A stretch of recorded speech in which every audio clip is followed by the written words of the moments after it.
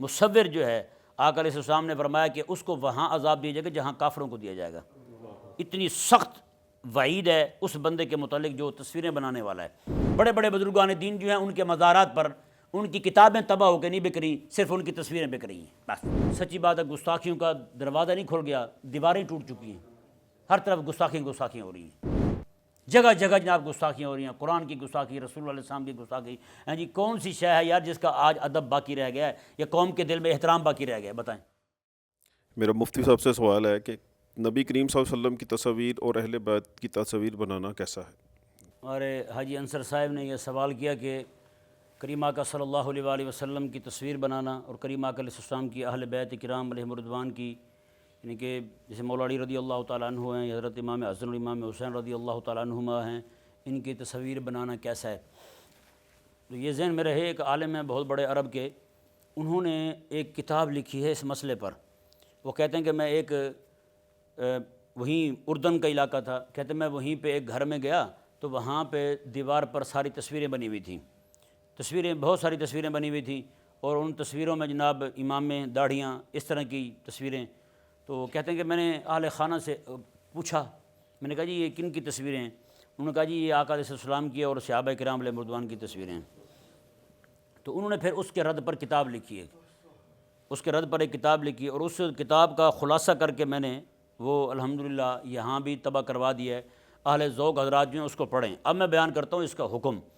اس کا حکم کیا ہے؟ یہ ذہن میرے آقا صلی اللہ علیہ وسلم نے مطلقاً فرمایا کہ تصویر بنانے والا جو ہے نا، مصور جو ہے، آقا علیہ السلام نے فرمایا کہ اس کو وہاں عذاب دیا جائے گا جہاں کافروں کو دیا جائے گا۔ اتنی سخت وعید ہے اس بندے کے متعلق جو تصویریں بنانے والا ہے۔ سمجھ آیا نا مسئلہ؟ اب دیکھیں، جو بھی بندہ اب خاص آقا علیہ السلام کی تصویر بنانا، یہ تو سخت قسم کا حرام ہے یار۔ کیسے؟ جیسے مثال کے طور پر کوئی بندہ کسی کا بال پکڑے اور یہ دعویٰ کر دے کہ یہ آقا علیہ السلام کا منہ مبارکہ ہے۔ آج کل جھوٹ کا بازار بہت گرم ہے۔ کوئی بندہ کسی کا نالین پکڑے اور کہے جی یہ آقا علیہ السلام کا نالین ہے، تو مطلب کیا ہے؟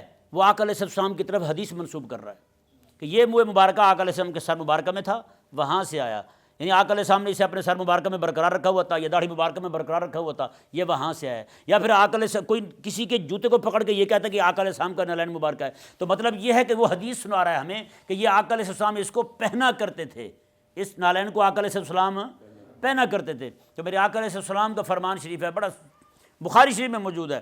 آقا علیہ السلام نے ارشاد فرمایا، جو بندہ میری ذات پر جھوٹ باندھے گا نا، فرمایا کہ فَلْيَتَبَوَّأْ مَقْعَدَهُ مِنَ النَّارِ، وہ اپنا ٹھکانہ جہنم بنا لے، وہ بندہ جہنم جائے گا۔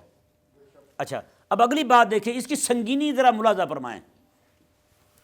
کوئی بھی بندہ کوئی بھی خاکہ تیار کرے گا نا، ظاہری بات ہے وہ کسی ایسے بندے کا خاکہ بنائے گا جس کو اس نے دیکھا ہوگا۔ نہیں سمجھ آیا؟ جس کو اس نے دیکھا ہوگا۔ اب جس کو اس نے دیکھا ہے اس نے تو آقا علیہ السلام کا زمانہ نہیں پایا۔ نہیں سمجھ آ رہا مسئلہ؟ اس نے تو آقا علیہ السلام کا زمانہ نہیں پایا، ظاہری بات ہے اس نے اپنے جیسے انسانوں کو دیکھا ہے۔ اب جب بنانے لگے گا خاکہ تو ظاہری بات ہے جو دیکھے ہوئے ہوں گے کسی نہ کسی میں سے اسی کا کوئی خاکہ بنا دے گا وہ۔ اب کسی کا خاکہ بنا کے نعوذ باللہ ثم نعوذ باللہ من ذالک، ظاہری بات ہے وہ عام سے انسان ہوگا، اس کا خاکہ بنائے گا، اس کی تصویر بنائے گا، وہ بنا کے کہے کہ یہ آقا علیہ السلام ہے۔ بتائیں کتنا بڑا جرم ہے یار، مومن بندہ سوچ بھی نہیں سکتا اس بات کو۔ نہیں سمجھ آ رہا مسئلہ؟ اس مسئلے کی سنگینی جو ہے نا وہ اس بات سے، اگر آپ جو ہے نا کوئی بندہ، میں قسم خدا کی کہتا ہوں، اس کے دل میں رتی برابر بھی ایمان ہو نا، اس کو آگ لگا دی جائے، اس کا جسم جو ہے نا چھریوں کے ساتھ کاٹ دیا جائے، تو وہ کہے جی مجھے سارا کچھ گوارا ہے لیکن یہ حرکت میں نہیں کر سکتا، یہ کام مجھ سے نہیں ہو سکتا ہیں۔ کسی بندے کو پکڑ کے یہ کہہ دینا کہ یہ رسول اللہ علیہ السلام ہے، ظلم کی تو انتہا ہو گئی یار قسم خدا کی۔ باہر جو ہے وہ تصویریں ملیں گی آپ کو، جناب یہ کس کی تصویر ہے؟ چھوٹی چھوٹی داڑھی امام حسن ہے جی، چھوٹی چھوٹی داڑھی کس کی تصویر ہے جی؟ امام حسین رضی اللہ عنہ۔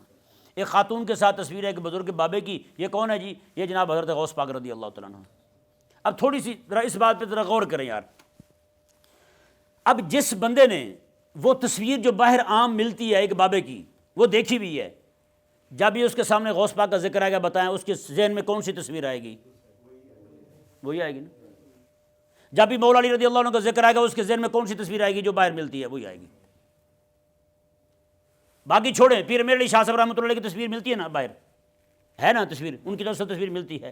جب بھی کوئی بندہ وہ تصویر دیکھے گا اس کے ذہن میں کون سی شکل آئے گی؟ وہی آئے گی جو تصویر دیکھی ہوئی ہے آپ نے، اس کے علاوہ تو کوئی نہیں آ سکتی.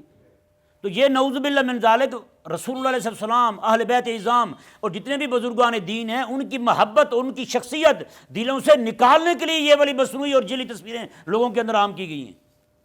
اور ایک ہم جاہل ہیں، ہمیں سمجھ نہیں آتا یار یہ کیوں تصویریں جو ہیں وہ بانٹی جا رہی ہیں، تصویریں جو ہیں وہ شائع کی جا رہی ہیں.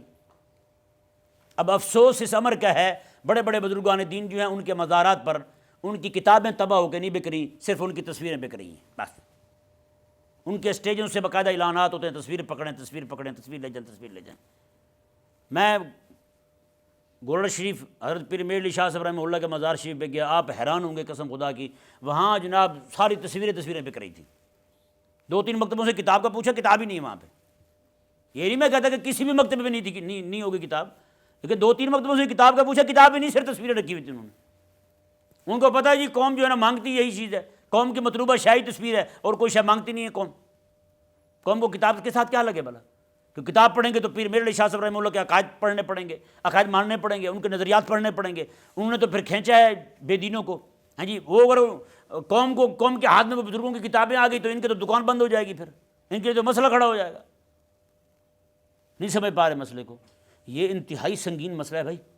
ہاں جی، نعوذ باللہ من ذالک. آج ہی ایک دوست نے بھی مجھے یہ بتایا کہ نعوذ باللہ اب یوٹیوب پر باقاعدہ نعوذ باللہ آقا علیہ السلام کی تصویریں لگانی شروع کر دی ان لوگوں نے. قسم خدا کے ڈوب مرنے کا مقام ہے اس امت کے لیے یار. یعنی کہ تصویریں بنا کے منسوب کی جا رہی ہیں آقا علیہ السلام کی طرف. بتائیں، یہ مرنے کا مقام نہیں ہے اس قوم کے لیے، اس امت کے لیے. اللہ تبارک و تعالی ہم سب کو سمجھنے کی توفیق عطا فرمائے. اللہ تعالیٰ اس امت کے حال پر رحم فرمائے. سچی بات ہے، گستاخیوں کا دروازہ نہیں کھل گیا، دیواریں ٹوٹ چکی ہیں. ہر طرف گستاخیاں ہو رہی ہیں، جگہ جگہ جناب گستاخیاں ہو رہی ہیں. قرآن کی گستاخی، رسول اللہ علیہ السلام کی گستاخی. ہاں جی، کون سی شے ہے یار جس کا آج ادب باقی رہ گیا ہے یا قوم کے دل میں احترام باقی رہ گیا ہے؟ بتائیں. اللہ تبارک و تعالی ہم سب کو سمجھنے کی توفیق عطا فرمائے.